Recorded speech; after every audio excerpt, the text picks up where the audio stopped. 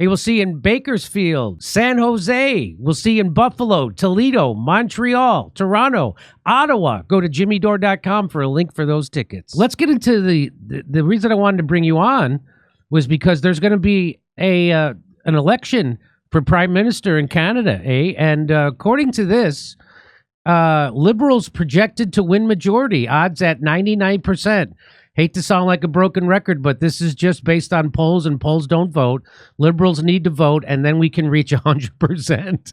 Vote any day at the election, Canada. So here's what you had to say about this. I just want to show a very short clip. With certainty that I have never told anybody how to vote, but I certainly let people know what I think of them, depending on who they vote for. And if you vote for a liberal, you are an idiot. Okay. There's no, well, first of all, Jimmy, to go back, that tweet, if it's from a legit liberal, they are delusional and they are pathologically dishonest. If the odds are not 99% that there's going to be a majority liberal government, and so help me, I won't use the Lord's name in vain. If there's a liberal majority government, enjoy the hell that you've ushered in. But the odds were way out of wonk. Like it was at 70 some odd percent that it would be a majority liberal government. And can you imagine what a degree of idiot you have to be after a decade of liberal devastation to reward them with a majority government? I mean, look at the damage they did with a minority. You have to be an idiot, corrupt idiot, or employed by the state and fearful of losing your job if the conservatives come in, or a member of the media who will be defunded if the conservatives come in. And so what are you going to do? You're going to bake up every lie on earth to sway the public opinion, the narrative, to manufacture the consent of a majority liberal government. But I'll say it every day of the week. I never tell anybody who to vote for. But I will tell you what I think of you if you do vote for somebody. If you vote for the Liberals, you are corrupt, an idiot, or worse. Yeah, I've really the Canadian Liberals are just as stomach churning as the American Liberals, especially over the last 10 years or so. What has happened to Canada? I always looked at them as better than us, smarter than us. But they've become these authoritarian nightmares, and they're putting in this guy Carney, who, by the way, is an international banker. He seems like the exact thing everybody should be rising up against. This WEF puppet, this governor from the Bank of England, and now he's running Canada. How does that make sense to anybody? It's political amnesia, political ignorance, or just partisan hackery. Everyone has to understand this. Over the last decade of Justin Trudeau and the Liberal rule, everything has gotten worse in Canada, and way worse. Everything: child hunger, poverty, inflation, crime, everything, euthanasia. Canada's become like the state-sanctioned murder capital of the world. I think Brussels is worse. Everything has gotten worse. Healthcare system has gotten worse. Taxes have gotten higher. Crime has gone up. Violent gun crime has gone up. Childhood poverty, childhood hunger has gone up. Everything. Food bank lines are longer. Censorship is up. Everything has gotten worse. But the decriminalization of hard drugs in Vancouver certainly worked out, right? Vancouver is the fentanyl capital of the world, or at least it's colloquially referred to as the fentanyl capital of the world. Jimmy, I was on with Dr. Drew last week or so, and I asked Drew, it's like, do you know how many Canadians OD from opioids monthly? I won't ask you because I don't want to. If your guess is wildly inaccurate, I don't want anyone to get embarrassed. 600 and some odd people die monthly in Canada from opioid overdoses. 80 some odd percent of which is fentanyl related. So when the Liberals come in and the Conservatives to some extent and say Trump is imposing this tariff and it's unfair and unjust and pretextual, ignoring the fentanyl crisis that we have in Canada. You have super labs being busted basically weekly. You got Chinese precursors. If you haven't had Sam Cooper on, you got to have Sam Cooper on, a true Canadian journalist, talking about the Chinese infiltration in Canada. It's become basically a political hellscape in Canada, and in many ways a social hellscape. And yet somehow there are sufficiently political amnesiac, if that's the word, idiots out there who are going to vote for the people to come back in power who have devastated Canada in every respect.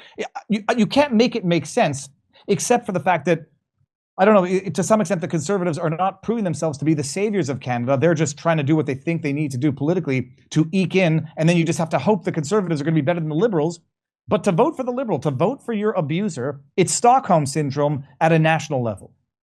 So the problem is they don't really have a really good alternative, right? I mean, Carney is horrible, and I would definitely never vote for someone like that. I mean, he's like almost like a symbol of what's wrong with the West. Like just like Kamala Harris was and Joe Biden. Here is I got this from you. Here's Pierre Poilievre. How do you pronounce his last name? Poilievre. That's such a there's no way I'm going to be able to do that. So I'll just call him Pierre P. He says socialism means poverty and dictatorship. Democracy requires freedom, free speech, free thought, and free markets. So here's what your response was. Or, maybe criticize. So here he is. He was congratulating Doug Ford and his team on a strong majority win. You go, hey, maybe criticize the guy who enforced lockdowns, police state curfews, mandatory vaccines, and the like. Pierre P is not because he got reelected that he's not a tyrant. Well, and underneath, that was the one to the Cuban thing. Bear in mind, everybody, the dates on these are 2021, right? 2022. When Canada's in lockdown, I'm under 5.5-month freaking curfew in Quebec, and admittedly, that's a provincial decision, not a federal one. But you got Pierre Poilievre coming out and talking about, freedom of speech and freedom of association in Cuba when we're being locked down and forced to being subjected to vaccine mandates. And then he goes ahead and congratulates Doug Ford, the dude who locked people down, wanted to use the police to basically have the right to stop and question anybody for being out of their homes. No, go ahead and congratulate him because that's good politics. You're right. We don't have not even a Trump-esque alternative in Canada. We don't have a principled capital C conservative. We don't have a principled constitutionalist in Canada. I mean, other than Maxime Bernier of the People's Party of Canada. Who's not viable. He's not viable. I mean, I can admit it, but you can get a few seats in the House so you have real opposition.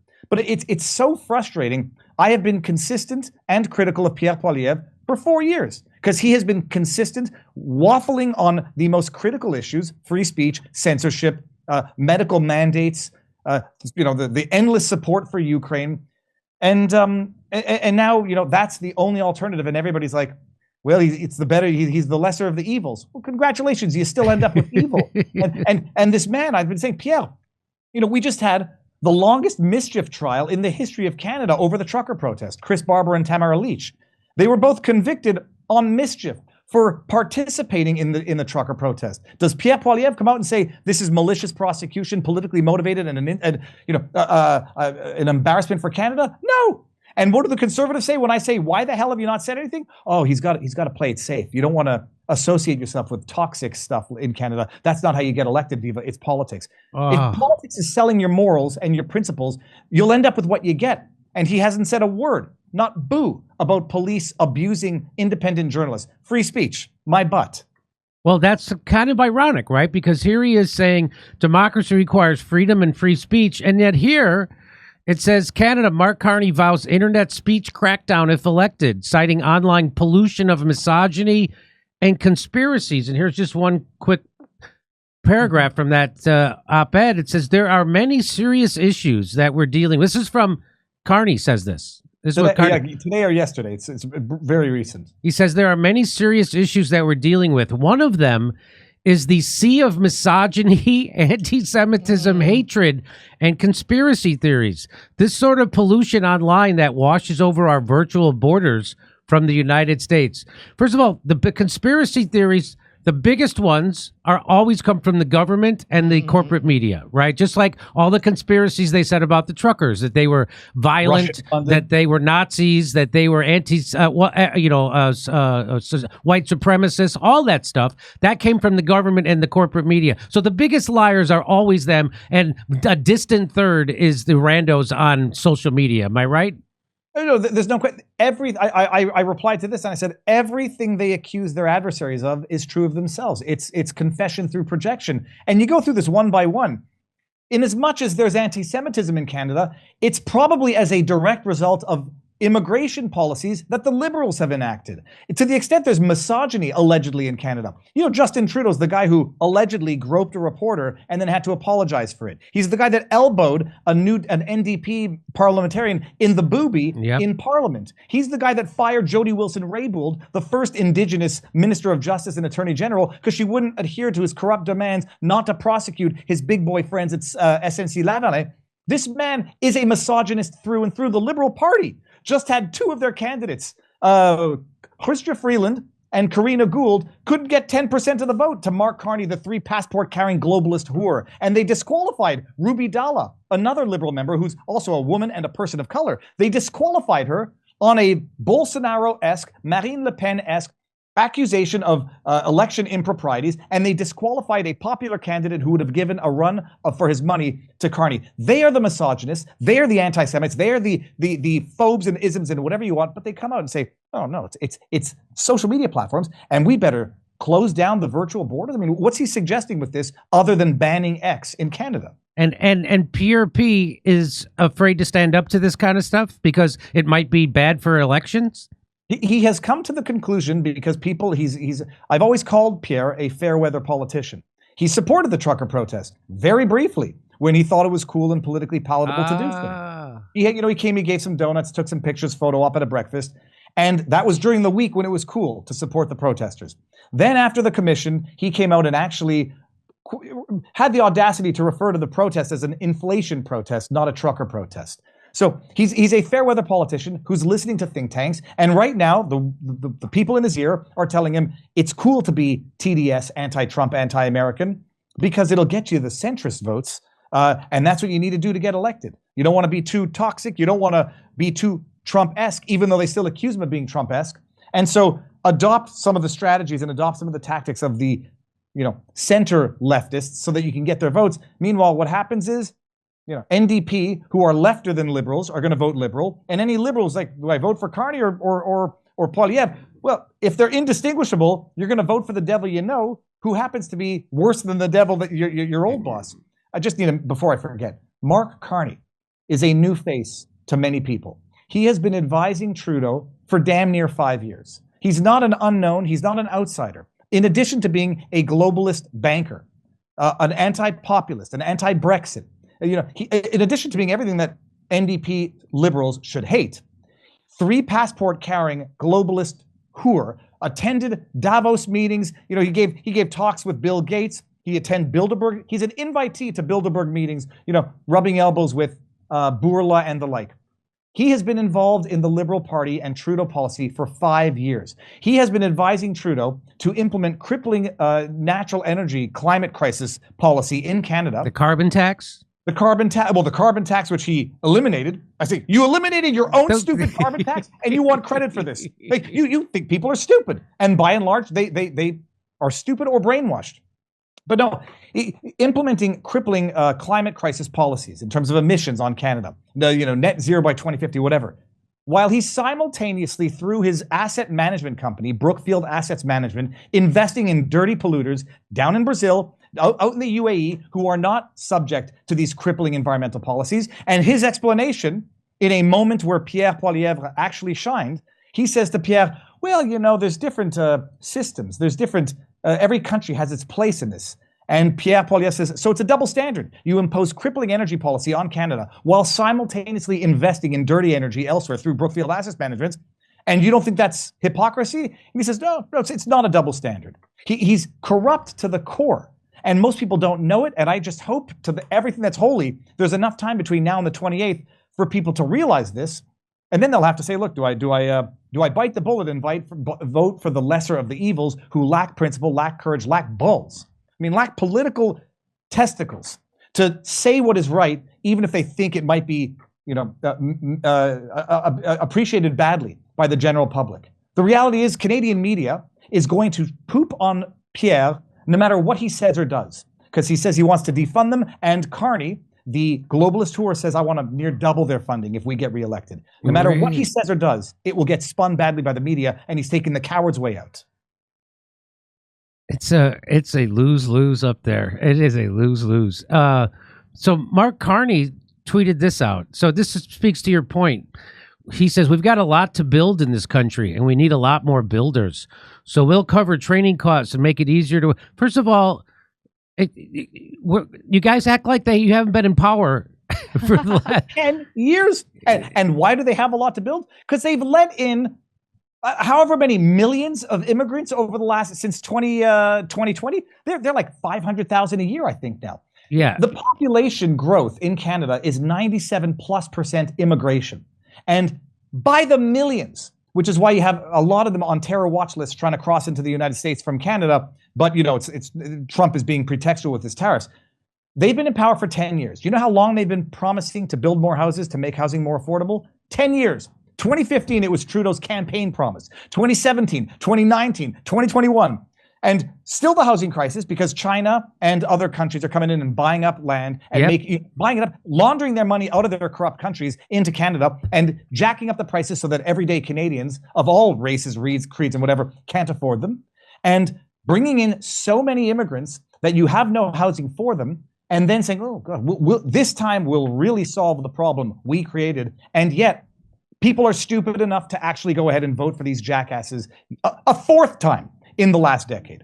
So let me just finish this tweet. He says, so they're gonna cover training costs and make it easier to work anywhere in Canada. It's going to be a great time to be in the skilled trades. Well, let me just show you this tweet that I found this morning on the Twitters from someone named Bruce. He says, hundreds of foreigners line up for a minimum wage job, but we also need 5 million Indians because of the labor shortage. The number one election and issue to Canadian voters is not even being discussed. Is that true? They're not even talking. So you've got this is a long video, but it's hundreds of people lining up for minimum wage jobs, and they're importing people still, workers into Canada. It's insanity. The Trudeau government was letting in foreign students by the boatload. I mean, pun intended.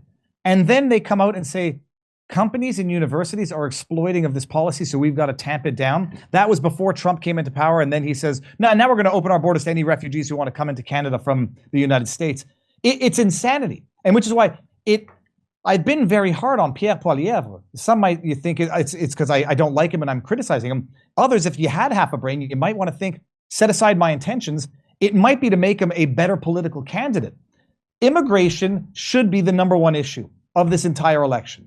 It isn't, because of the Trump tariff threat and then the reprisals or whatever, the fighting back from Carney. But the problem is Pierre Poilievre took the bait on that and started fighting directly with Trump instead of exploiting of that opportunity, because it wasn't a stick in the wheels of the conservative election campaign. It was a gift. It was a layup that all that Pierre had to do was just slam that ball into the net, and he didn't. He could have come out and said, look, tariffs, whether or not you think it's pretextual, we've got big problems in Canada, and it's all the Liberals' fault. He didn't. Immigration is a massive, massive problem. You've got areas in Canada speaking neither English nor French. And you can call me a xenophobe or whatever the hell you want to call me for saying, you come to Canada, you better speak one of the two official languages. And if you don't want to speak that language, go to the country, that language you want to continue speaking, and it probably will involve staying home. But you've got places like Brampton, Ontario, they don't speak English or French. You got official police putting out official police videos on Twitter in Punjab. You got people in Vancouver, I forget what city it is in Vancouver, telling Europeans, you go home, this is our country now. And nobody's talking about immigration. Pierre has made this election about the tariffs. Holy hell, I mean, it's such a missed layup. It's such a missed opportunity. You can think I'm criticizing Pierre to tear him down. I don't care what you think my intentions are. He should be adopting this advice to build it up. But you got too many so-called capital C conservatives in Canada saying, Viva, that's not how elections are run. You ran a losing campaign for the PPC. We'll do it this time. To which I respond, conservatives have lost 3 elections in a row. So don't lecture me as a member of a new party with barely 2 election cycles. It had 1 election cycle under its belt. Don't lecture me on victory, you 3-time losers, and it looks like you're teeing it up for a 4th-time loss. So instead of Pierre talking about immigration and all the downstream problems that causes, housing costs, one of them, employment, obviously, he's going to parrot what Carney's doing, and he's going to he's going to talk about tariffs and Trump? That's what he's doing? Well, he has, you know, the hilarious thing is that Carney is sort of parroting a lot of Poilievre's, or some of Poilievre's key points. Poilievre has always run on axe the tax. Carney comes in and, you know, put it in quotes because it's a questionable whether or not he actually axed the tax. He cut, or at least temporarily suspended, even if he had the legal right to do that, only the consumer portion of the carbon tax. So corporations still have that tax, but the consumers no longer have to pay it. So price at the pump is going down because it went up because of their stupid ass policy. And Pierre doesn't come out and say, they think you're stupid for temporarily canceling their own policy? Like, he ran on axe the tax, Carney absorbed it. He ran on lowering taxes, Carney's absorbing that, even though they're lowering their own taxes. But yeah, he played into a stupid tactic of getting into this TDS stuff, and I have no doubt it's because people are telling him to do it. But the reality, it should be immigration, it should be drugs, it should be these open-air safe injection sites. He's talked about it in the past. What is so irritating is that he's not talking about it now. I say, why hasn't he come out and talked about no men in women's sports? Not a controversial thing. Even 80% of all of Canadians agree on that. Why hasn't he? Oh, he can't talk about that. That's too Trump-esque. Like, it's like he's shooting himself in the foot by trying to placate people who will always demonize him regardless of what he does. And in so doing, losing his base, the people who actually want to vote conservative and now feel totally abandoned in principle and in policy.